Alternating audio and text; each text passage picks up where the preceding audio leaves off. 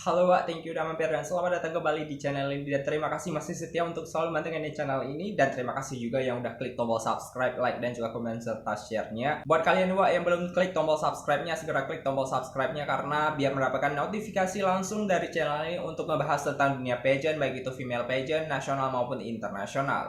Akhirnya setelah beberapa hari vakum nggak upload video, akhirnya kali ini aku bakal ngupload kembali dan bakal bahas salah satu ajang yang udah aku update di thumbnail. So, aku membaca banyak sekali komentar dari kalian. Wah, terima kasih masukan dan kritik serta sarannya. Aku tampung semuanya. By the way, yang fokus sama hidung aku, abaikan semua yang bisa mengalihkan perhatian kalian dan tetap fokus pada pembahasan karena ini adalah aset satu-satunya yang benar-benar harus diselamatkan dari bumi ini biar nggak langka dan nggak punah dari muka bumi. So, buat kalian yang bertanya kenapa backgroundnya berganti lagi, Wah, kebetulan aku udah diusir dari rumah karena belum menyelesaikan skripsi dan tugas akhir. Finally, dari sekarang hingga beberapa waktu ke depan sebelum aku menyelesaikan tugas akhir, kayaknya kalian bakal sering mendapatkan background dari sini. Tapi aku nggak akan persembahkan kalian background yang seperti di belakang untuk beberapa waktu ke depan karena aku juga bakal ngeberes. Cuma karena kemarin baru sampai dan nggak sempat ngeberes kamar, jadi auto shoot aja video ini. Jadi mohon maaf ya Wak, kita lanjut ke pembahasan aja. Yuk.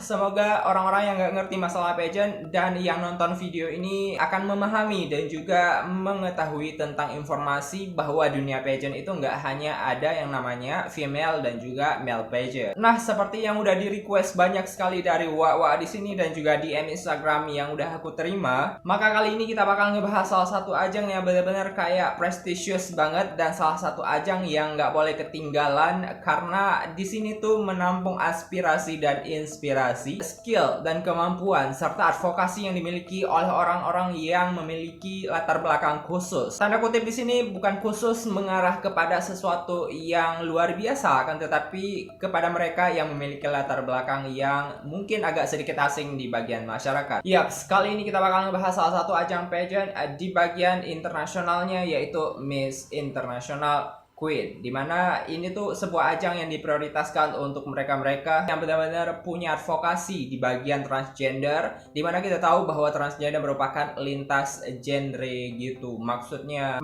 bagi kalian yang belum tahu apa itu transgender, jadi transgender itu adalah lintas dari identitas dimana dia terlahir sebagai laki-laki kemudian mengubah jati dirinya untuk menjadi seorang perempuan. So, di Miss International Queen ini semuanya ditampung untuk menjalankan advokasi dan tentunya mereka memiliki misi yang kuat untuk bisa diakui oleh masyarakat dunia yang bahwa keberadaan mereka benar-benar ada di kalangan masyarakat dan bahkan harus diterima di kalangan masyarakat. Bagaimana pendapat kalian dua? Komen di bawah.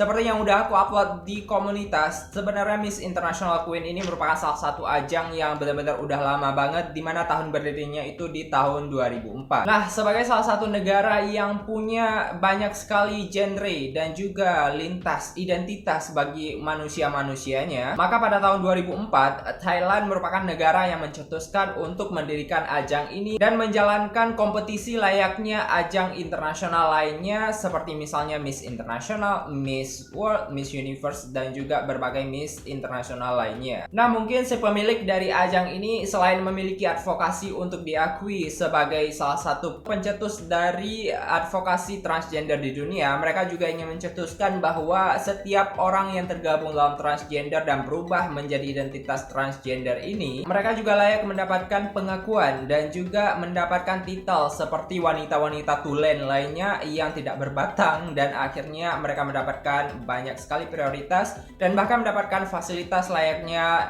pemenang beauty queen internasional lainnya. Sebenarnya apa sih visi dan misi dari pendirian dan penciptaan ajang Miss International Queen ini? Dikutip dari wikipedia.com, ini tuh sebuah ajang yang benar-benar kayak merepresentasikan bahwa wanita-wanita tergabung dalam transgender merupakan orang-orang yang punya legalitas dan mereka-mereka yang ingin mengadvokasikan tentang hal-hal yang berhubungan dengan HIV/AIDS, kemudian penggalangan dana yang kemudian disumbangkan kepada yayasan-yayasan yang membantu dalam HIV/AIDS di Thailand. Enggak hanya itu, ternyata mereka ini memiliki misi dan tujuan untuk mendapatkan kebalance-nya. Maksudnya keseimbangan dari pengakuan masyarakat bahwa mereka tuh benar-benar ada dan juga diakui di kalangan masyarakat. Ya meski kita ketahui bahwa budaya timur yang terdapat di Indonesia mengklaim keras bahwa transgender merupakan sesuatu yang tabu di Indonesia. Nah, kita udah ngebahas tentang sekilas masalah dari latar belakang penciptaan dan juga ajang Miss International Queen ini. Nah, bagi wak-wak yang penasaran bagaimana syarat untuk mengikuti dan join dari ajang Miss International Queen ini, dan apakah ada syarat khusus di mana setiap transgender yang mengikuti ajang ini apakah harus sudah memotong pisangnya atau mungkin masih bisa memelihara pisang?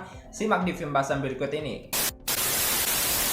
Nah, sebenarnya untuk mengikuti ajang Miss International Queen ini nggak perlu muluk-muluk, banyak sekali syarat yang harus disiapkan oleh setiap peserta, Wak. Jadi kalau misalnya Wak di sini memenuhi kualifikasi untuk mengikuti ajang ini, silahkan persiapkan diri kalian. Kalau misalnya kalian udah siap secara mental, fisik, dan juga terhadap bulian yang terjadi, aku sih nggak sarankan buat kalian, akan tetapi ini sekedar pengetahuan doang untuk mengetahui bahwa ajang internasional nggak hanya tentang dunia beauty pageant, male pageant, dan juga female pageant. Nah, berbeda dengan ajang beauty pageant di dunia lainnya yang mempersyaratkan bahwa adanya umur di antara range-nya 19 sampai 27 tahun. Ternyata untuk mengikuti ajang Miss International Queen ini, seseorang harus memiliki kualifikasi umur dari usia 18 tahun hingga 36 tahun. Wow, lama juga ya, Wak. Jadi kalau misalnya Wak di sini semua udah ngerasa ada punya bakat nih menjadi bibit hayati unggul dan juga memiliki tulang-tulang yang bisa diapresiasikan dan juga memiliki usia 18 tahun, mungkin baru lulus SMA kali ya, Wak, dan next kalian punya kesempatan untuk join ajang ini. Dan bagaimana untuk join ajang ini di Indonesia? Sekedar informasi, karena memang masyarakat Indonesia masih sangat-sangat tabu dengan hal-hal yang berbau transgender, maka untuk pendaftaran dan juga audisi di Indonesia tuh benar-benar kayak masih tertutup banget untuk konsep dari Miss International Queen Indonesia, di mana Indonesia menamakannya dengan Miss Queen. Nama Miss Queen ini bukan Miss Queen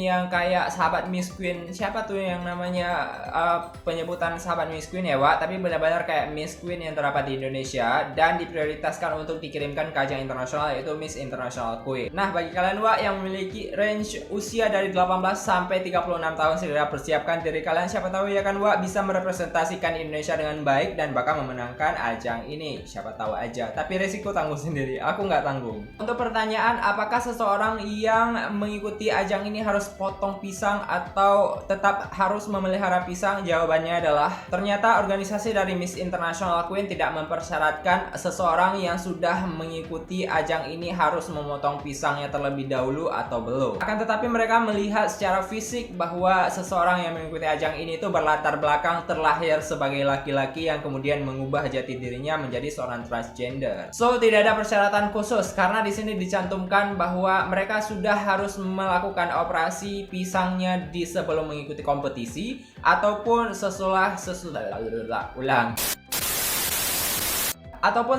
mengikuti kompetisi. Mereka harus memotong pisangnya masing-masing. Siapa tahu nggak ada modal untuk motong pisang sebelum join ajang ini, kalian bisa cari sponsor dulu, mengirimkan kalian untuk ajang internasional ini, lalu mendapatkan hadiahnya dan potong pisang setelah itu. Tapi resiko tanggung sendiri ya, Wak, karena segala sesuatu yang berhubungan dengan ini tuh nggak lepas dari kaitannya agama, karena kita tahu bahwa mengubah kodrat manusia dari seseorang yang udah ditetapkan sebagai laki-laki kemudian menjadi perempuan adalah dosa-dosa yang mungkin tidak akan diampuni.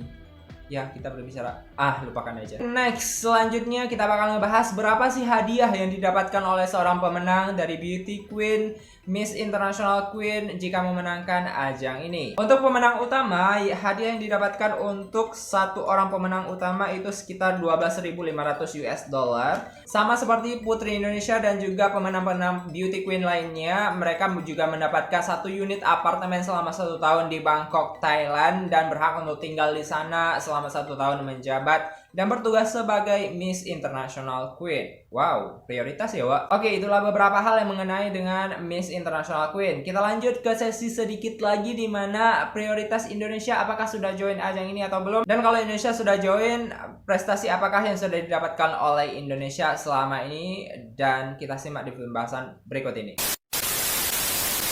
Untuk beberapa prestasi yang aku dapatkan dari informasi di sini, di mana beberapa perwakilan Indonesia yang udah terpilih, baik itu mereka personal ngadain audisi dan juga nge-apply ke pihak Miss International Queen di Bangkok, Thailand, atau ada juga beberapa di antara mereka yang dinaungi oleh beberapa lisensi, di antaranya adalah Gaby Vesta yang mengikuti ajang ini pada tahun 2020 dan memenangkan Miss Persahabatan Wow, meskipun Indonesia belum menempati placement terbaik, akan tetapi mereka mendapatkan award sebagai Miss Persahabatan, dan kemudian ada Dinda Syarif sebagai Best National Costume yang mengikuti ajang ini di tahun 2019.